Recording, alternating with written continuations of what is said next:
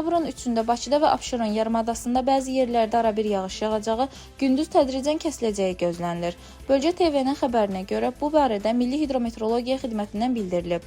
Şimal-qərb küləyi gündüz, şimal-şərq küləyi ilə əvəz olunacaq. Havanın temperaturu gecə 10-14 dərəcə isti, gündüz isə 15-17 dərəcə isti olacaq.